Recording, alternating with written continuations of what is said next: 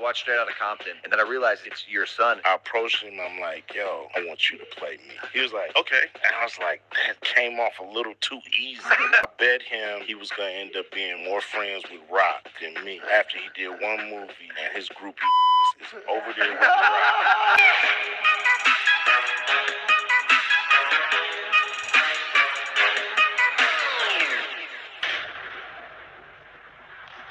At age 56, Ice Cube rapper, actor, and a symbol of black cultural resistance has done what no one else dared. He spoke out about the mysterious death of Malcolm Jamal Warner. A shock, a recording, a piece of footage that they tried to hide. Actor who really brought, realness to television. Once America's TV, darling in the role of Theo Huxtable Malcolm, died in silence in Costa Rica. No autopsy, no farewell, no justice. But behind the drowning accident cover lies a trail of chilling clues, a deleted podcast, a missing computer, and a memoir that never got written. And now Ice Cube declares, I have proof they don't want you to see. So, who silenced Malcolm and why? Let's uncover the story Hollywood never wanted you to hear. Don't forget to hit follow so you won't miss the next part. A career, a conviction, a fateful decision. Malcolm Jamal Warner was no stranger to the spotlight. He didn't enter Hollywood. He grew up in it. And when Ice Cube raised questions about the truth behind the death of a brother, a symbol, it wasn't just a question for one man. It was a question for an entire system that had swallowed up countless talents in silence. To understand why the name Malcolm caused such a stir, we need to go back to the moment when all of America loved him through a television screen, and no one suspected that behind that smile was a man slowly becoming the bearer of one of the most dangerous secrets in American television history. Malcolm rose to stardom while still a teenager. Born in 1970 in Jersey City, New Jersey, he was named after Malcolm X, the African-American civil rights activist. From a young age, Warner showed the traits of a deep actor, not just in speech, but in his eyes and his maturity far beyond his years. At 14, he was cast as Theo Huxtable, the smart, rebellious, and charming son in the hit sitcom, The Cosby Show. From 1984 to 1992, this series wasn't just a television staple. It was a cultural icon seen as the positive image of Black Americans in the public eye. And at the center of it all was Malcolm. At its peak, The Cosby Show drew over 30 million viewers per episode. Warner became one of the most beloved young stars in America, earning 3 Emmy nominations and numerous other television awards. But what many didn't know was that even at the height of his fame, Malcolm had already begun questioning what was happening behind the scenes. He didn't just act, he observed, he recorded, and he kept it to himself. After The Cosby Show ended, Warner didn't chase fame at all costs like many of his peers. He stayed away from commercial films, rejecting cliched roles. Instead, he pursued independent projects from documentaries to public talks on mental health and Black culture. Malcolm once said, I don't need to be famous to be respected. I need to be real so I can sleep at night. That shift in direction took Malcolm on a path few dared to walk, a journey to uncover the truth behind his own career. He began to write, not to defend the past, but to expose a reality that had been carefully painted over. Starting in 2022, Malcolm was believed to have been working with a small group of journalists, lawyers, and technical collaborators to prepare 2 major projects, a memoir and a documentary titled Hiding in Plain View. According to a close assistant, the memoir manuscript exceeded 300 pages containing internal documents, emails, testimonies, and deep analyses of how the media system, especially Hollywood, had manipulated the image and voice of Black people for decades. What made things dangerous was that Malcolm wasn't just targeting the system. He named individuals, and at the top of that list, none other than Bill Cosby. According to Malcolm, Cosby wasn't just a TV father, but a massively influential figure, both a gateway leading many Black talents into Hollywood and a gatekeeper ensuring they stayed exactly where the system wanted them. In a note that circulated internally, Malcolm wrote, He taught us how to speak to be accepted, how to dress to not appear threatening, and how to live in a way that didn't make anyone uncomfortable, but he never taught us how to resist. No one knows exactly when, but it seems Cosby eventually found out what Malcolm was doing. Those close to Malcolm said that by the end of 2023, he began to be frozen out of professional opportunities. Film offers disappeared. Sponsors pulled out, and some friends in the industry told him directly, "Someone doesn't want you talking." But Malcolm didn't stop. With a voice recorder and independent camera, and an encrypted cloud account, Malcolm quietly gathered every piece for his project. In an unreleased podcast episode, he once said, "I'm not telling this story for revenge. I'm telling it because I don't want anyone else to stay silent like I once did." Those words now echo louder than ever. Malcolm's wife, whose identity has always been kept private, is believed to be the only person with full access to his project archive. According to a technical collaborator, Malcolm left behind 2 separate passwords, one for the memoir, one for the documentary. And he instructed, "If I'm gone, make sure my voice lives on." That sentence, cold like a will, has now become a guiding light for those who remain. Malcolm was not a hero in the traditional sense. He didn't rally crowds on stage. He didn't go on air to attack anyone. He simply wrote, recorded, quietly retold what he saw with all his memory, patience, and uncompromising moral clarity. And that's what made him dangerous. A man who knew too much, remembered too clearly, and refused to stay silent. Now, with Ice Cube declaring that he holds evidence Malcolm was silenced, everything begins to fit together like the final pieces of a buried puzzle. Malcolm's death may have been framed as an accident, but his journey from Theo Huxtable to the man who called out, "Hollywood is the most powerful indictment of a system he once called artificial light." And this is only the beginning. The final months, a journey into the danger zone. No one can pinpoint the exact moment Malcolm Jamal Warner began to change. There were no clear signs, no official announcements. But at some point, those closest to him began to notice. The once open, humorous man, a regular at community events, now seemed to be living with a nameless fear. Malcolm had always been private but never distant. He still attended mental health seminars, still blogged, still ran his personal podcast until suddenly he canceled all public appearances in the final 3 months of his life. He stopped joining live discussions, no longer responded to messages from colleagues in the industry, and those who saw him described something they'd never seen in him before: tense eyes, a forced smile, and a glance that constantly darted behind. At first, his wife thought he was just exhausted. Malcolm was a perfectionist, and with all the projects he was pursuing, especially an independent documentary he'd been quietly filming since 2022, stress seemed understandable. But then it didn't stop there. Malcolm abruptly changed the gym he had frequented for 5 years. He switched from using ride-hailing apps to paying for private rides in cash. His phone, once filled with notes, schedules, and work documents, was now only used for calls, never texting.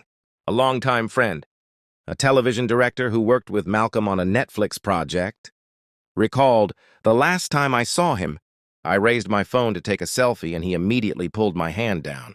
He said, 'Don't take a photo. I don't want to be checking anywhere.' I thought he was joking." But Malcolm wasn't joking. His wife, who had never appeared publicly in the media, confirmed after his death he truly believed someone was watching him.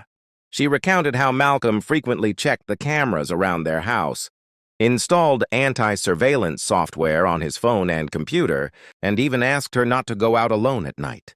There were nights he stayed up the whole time, not because of insomnia, but because he didn't dare to sleep.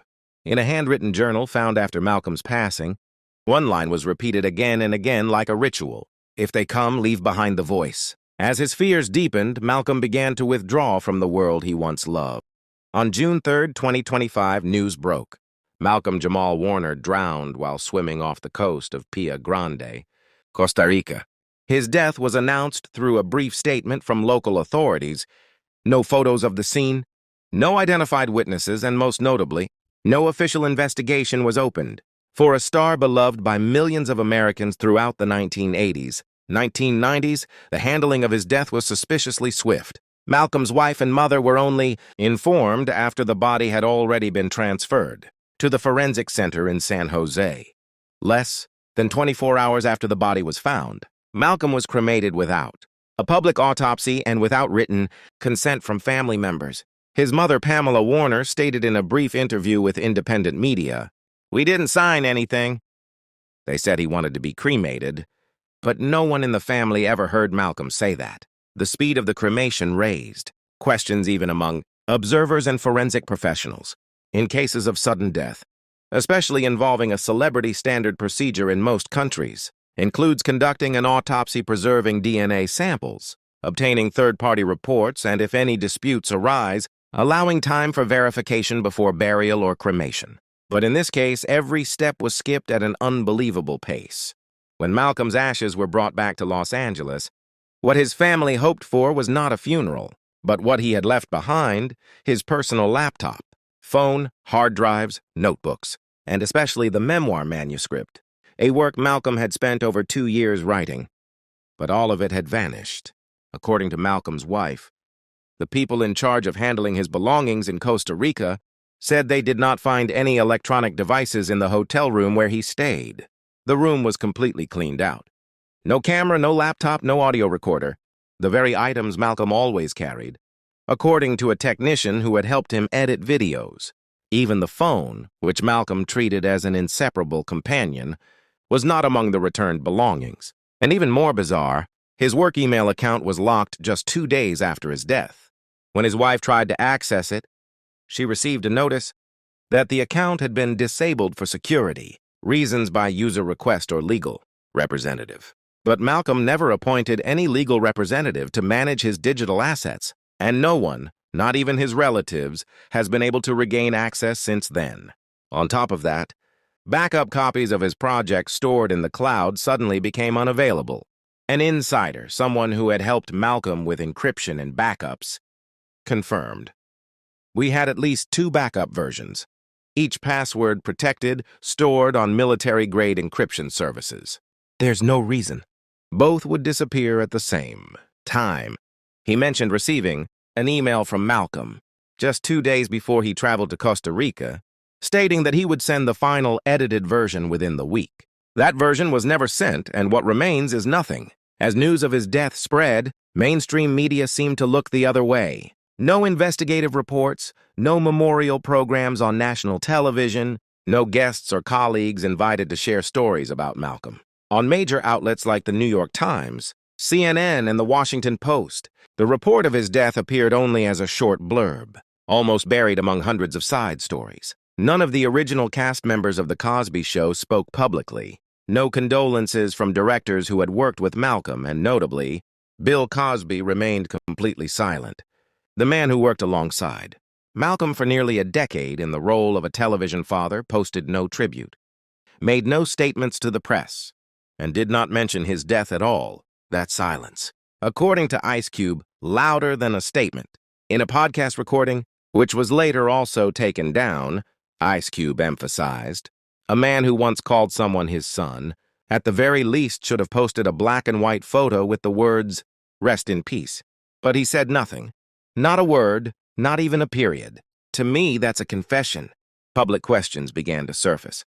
Those who closely followed Malcolm's podcast knew he was preparing to release 2 major projects, a memoir and a documentary. And now, not only is he gone, but every trace of his work has been wiped clean, and no one has provided an explanation.